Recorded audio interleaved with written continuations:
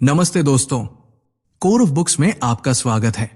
मैं हूं रोहन और आज हम बात करेंगे एक ऐसी किताब के बारे में जो आपकी पिच बनाने का तरीका ही बदल देगी। The 3 minute rule by Brant Pinvidic. आज की कहानी में हम फॉलो करेंगे अमन को, जो अपने आइडिया को सिर्फ 3 मिनट में पिच करने का तरीका सीख रहा है। ये वीडियो आपको दिखाएगा कि कैसे क्लैरिटी, कॉन्फिडेंस और स्टोरी टेलिंग के जरिए आप अपने मैसेज को प्रभावी तरीके से दूसरों तक पहुंचा सकते हैं। लेकिन उससे पहले आप सभी से एक छोटी सी गुजारिश है।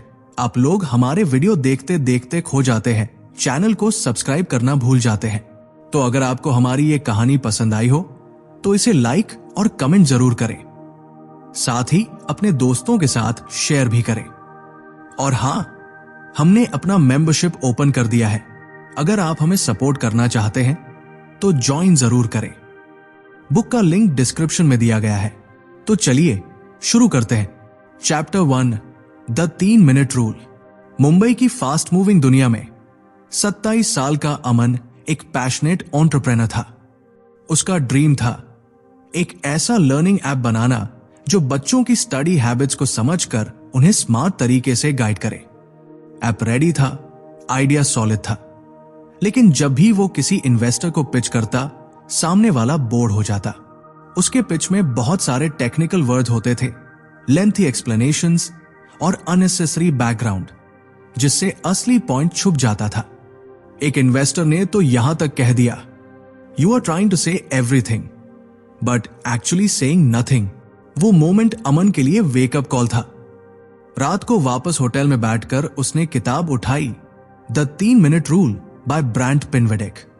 चैप्टर 1 की एक लाइन ने उसे झकझोर दिया, a good idea doesn't need to be shoved down someone's throat, it just needs to be properly explained.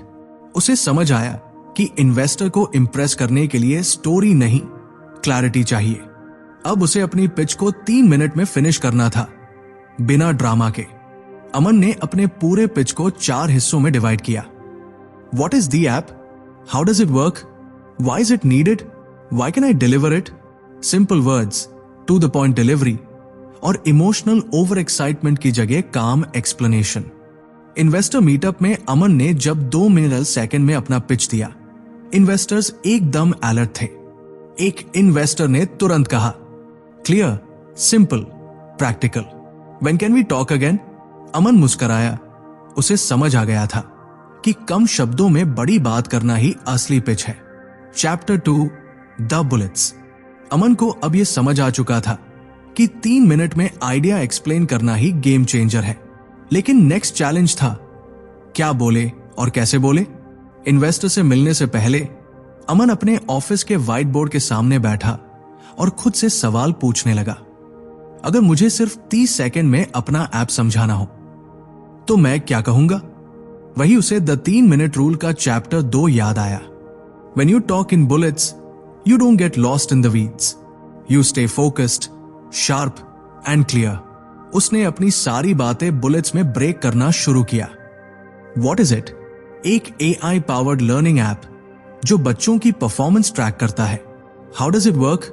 वो बच्चों की वीक एरियाज डिटेक्ट करता है और उसी के अनुसार सजेशंस देता है। What problem does it solve? Confusion, lack of personalized guidance और poor study habits. Why now? क्योंकि ऑनलाइन एजुकेशन बढ़ रही है पर पर्सनलाइजेशन की कमी है। Why me? 5 साल की एडटेक एक्सपीरियंस और 10,000 प्लस यूजर डेटा इनसाइट्स।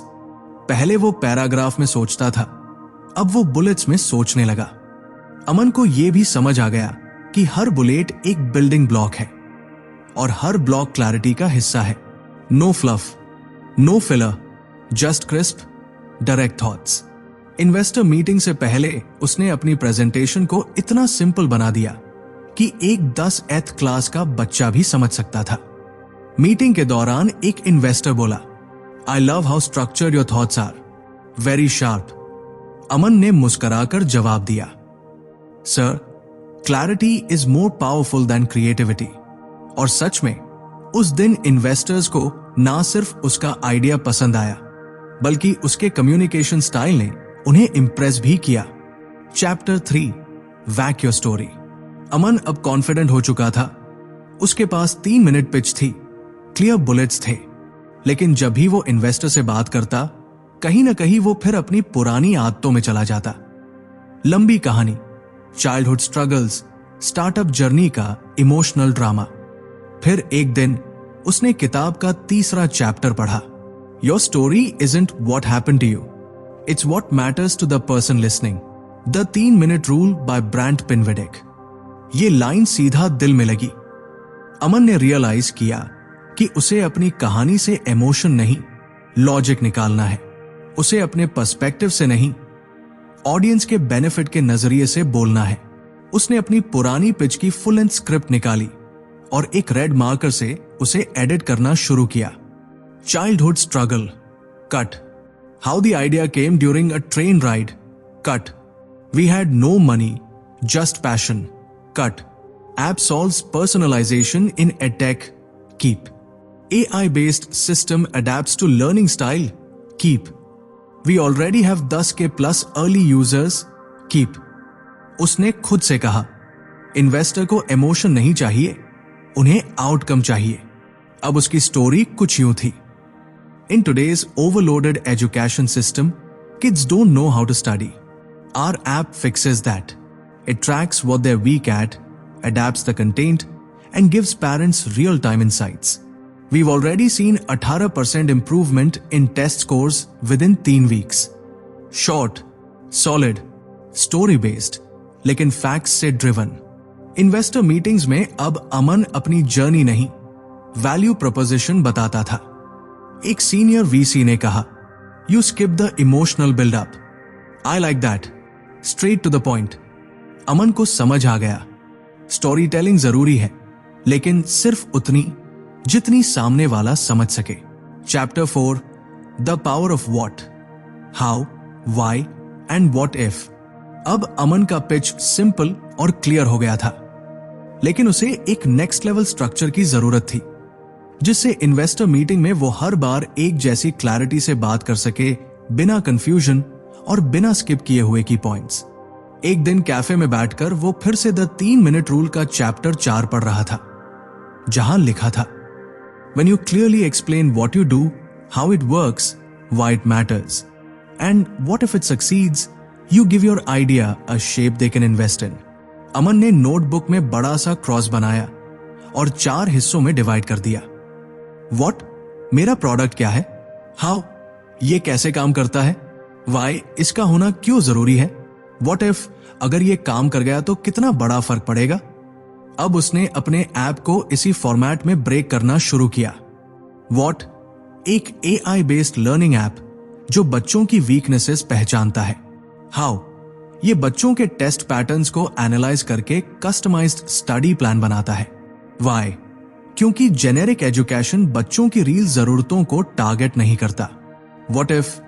अगर ये सिस्टम वाइड स्प्रेड हो गया तो बच्चा अपने लर्निंग स्टाइल के हिसाब से ग्रो करेगा और एजुकेशन सिस्टम ज्यादा पर्सनल बन जाएगा। जब उसने अगली बार इन्वेस्टर को पिच किया, उसने सिर्फ यही 4 सवालों का जवाब दिया, सीधा, शॉर्ट और इंपैक्टफुल। इन्वेस्टर ने कहा, you structured this really well, that what if part really got me thinking. Aman को समझ आया कि ये 4 सवाल सिर्फ पिच नहीं बनाते, ये उसकी थिंकिंग को भी शार्प कर देते हैं।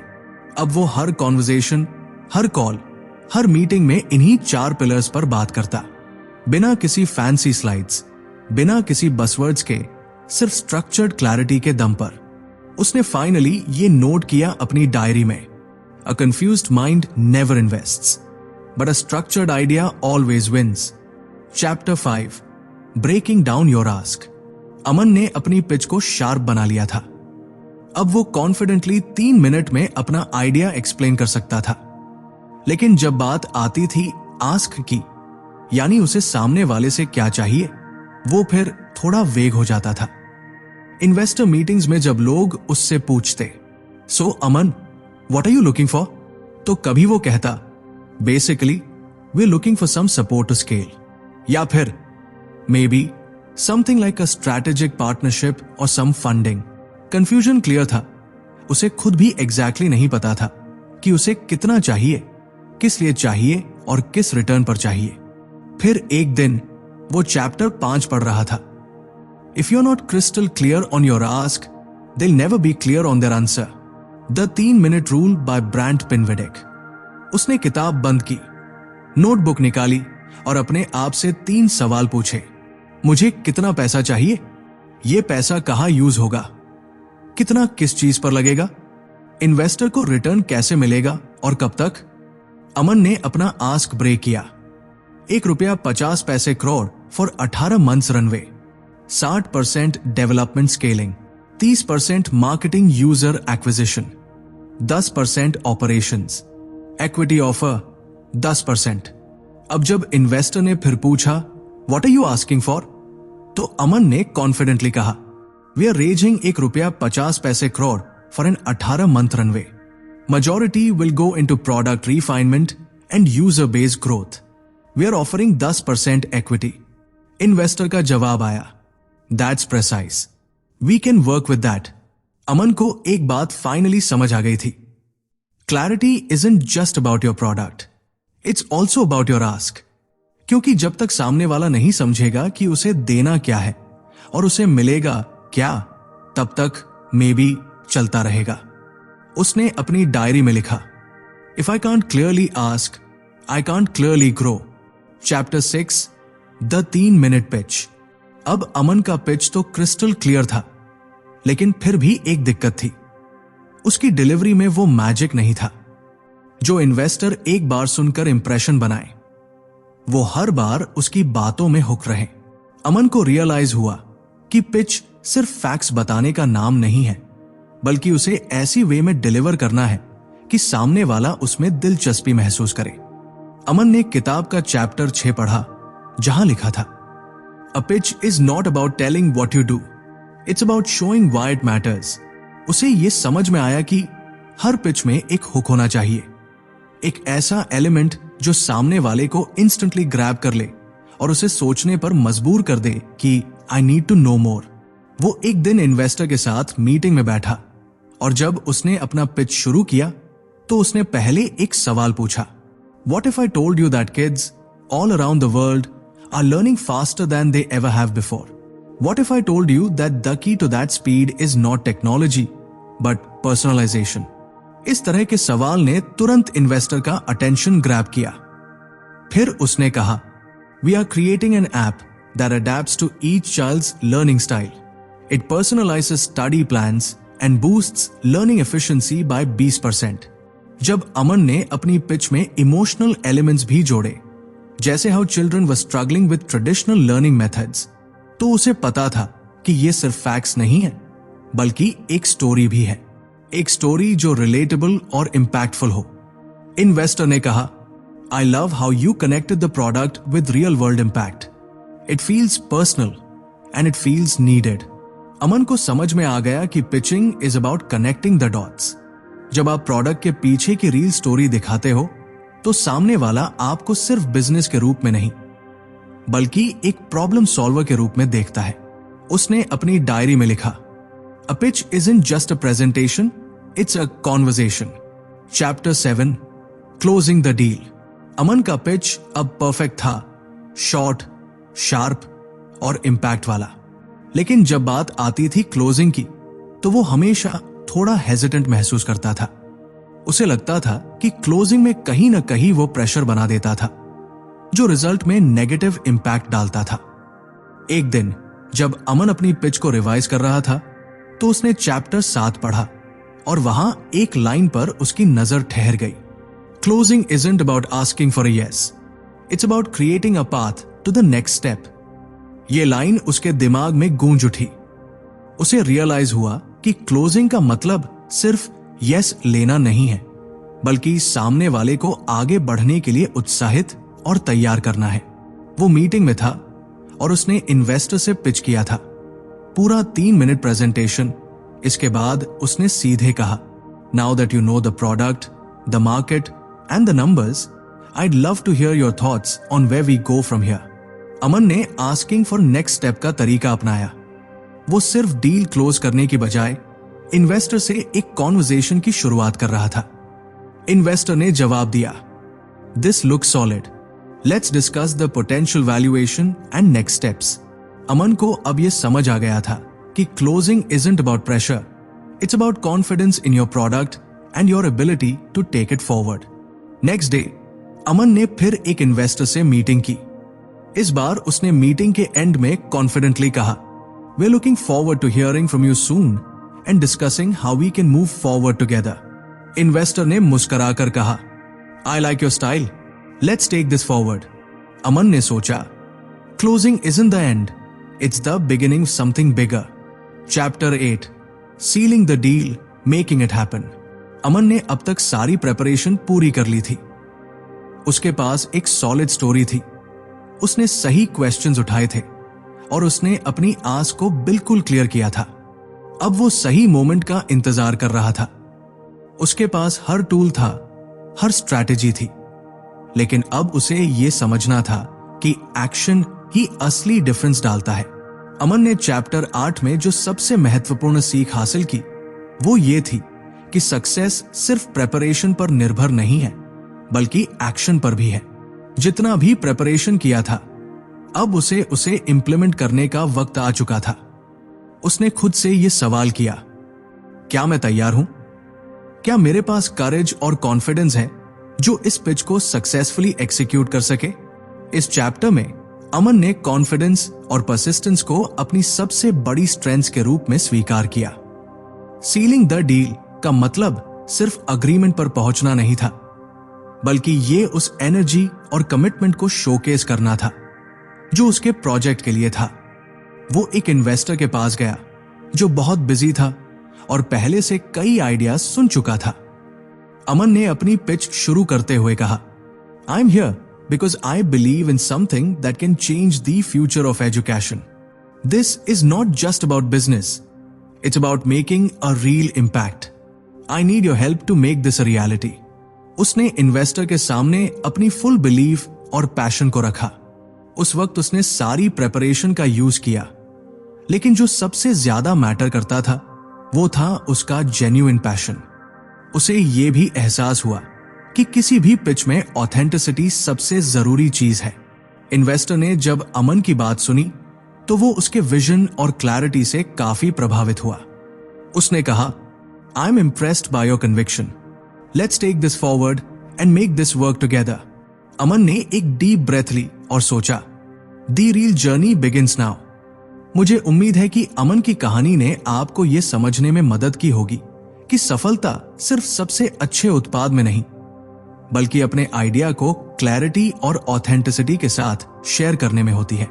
अगर आपको यह वीडियो पसंद आई हो तो कृपया लाइक, कमेंट और सब्सक्राइब जरूर करें कोर ऑफ बुक्स को और ऐसी ही शानदार बुक इनसाइट्स के लिए।